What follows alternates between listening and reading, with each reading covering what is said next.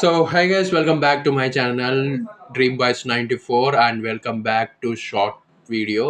So ఈరోజు వచ్చేసి మనం అయితే డిస్కంటిన్యూస్ అయిన బైక్స్ గురించి అయితే మాట్లాడదాం. సో ఇంకా లేట్ చేయకుండా వీడియోని అయితే స్టార్ట్ చేద్దాం. సో ఫస్ట్ వచ్చేసి నా ఫేవరెట్ బైక్తో అయితే స్టార్ట్ అయితే చేస్తాను. CBR 150R అయితే పూర్తిగా అయితే స్టాప్ అయిపోయింది. హోండా కంపెనీ నుంచి వచ్చిన బైక్ ఇది.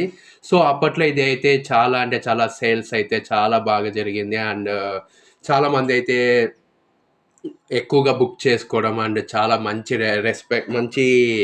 రెస్పెక్ట్ చూపియడం అండ్ బాగా ఎక్కువగా యూత్ అయితే చాలా బాగా దీన్ని అయితే కొనుక్కొని ఎక్కువగా ఇష్టపడి బ్లాక్ బాస్టర్ అయిన సేల్స్ ఏవైనా బైక్కి ఉంది అంటే ఖచ్చితంగా ఇది వచ్చేసి CBR 150R హోండా కంపెనీలో బ్లాక్ బాస్టర్ అయితే అయ్యింది. బట్ కొన్ని కారణాల వల్ల వీళ్ళైతే దీన్ని డిస్కంటిన్యూ అయితే చేసేసారు. సేల్స్ కూడా స్టాప్ అయితే చేసేసారు. సో ఎందుకు అంటే ఇది వచ్చేసి బుకింగ్స్ తక్కువ అవ్వడం వల్ల అండ్ చాలామంది వేరే వేరే బైక్స్కి వెళ్ళడం వల్ల ఇది అయితే స్టాప్ అయితే అయిపోయింది. సో నెక్స్ట్ వచ్చేసి మనకు హీరో నుంచి Karishma ZMR F1 series. So ఇది కూడా చాలా అంటే చాలా బాగా ఎక్కువగా అందరికీ అయితే ఇష్టపడిన బైక్ ఇది.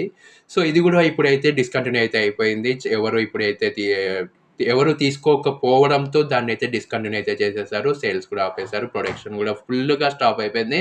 అండ్ దీనిపైన మనకి వేరే తెస్తారో లేదో ఇప్పటి వరకు అయితే క్లారిటీ అయితే లేదు. సో నెక్స్ట్ వచ్చేసి బజాజ్ కంపెనీ నుంచి ఇన్విజిబుల్ బైక్. సో అందరికీ తెలిసే ఉంటుంది ఇన్విజిబుల్ బైక్ కూడా అప్పట్లో చాలామంది అయితే తీసుకున్నారు. బట్ కొన్ని కంప్లైంట్స్ రావడం వల్ల దాన్ని అయితే ప్రొడక్షన్ స్టాప్ అయితే చేసేసారు అండ్ దాన్ని పూర్తిగా అయితే డిస్కంటిన్యూ అయితే చేసేసారు.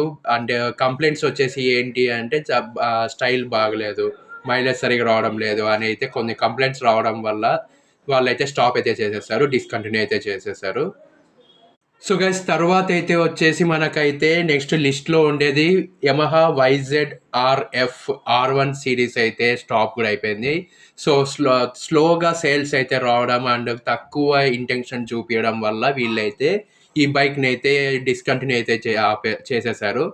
అండ్ తర్వాత నెక్స్ట్ తీసుకొస్తారో లేదో మనమైతే 2026లో మనమైతే వెయిట్ అయితే చేయాలి.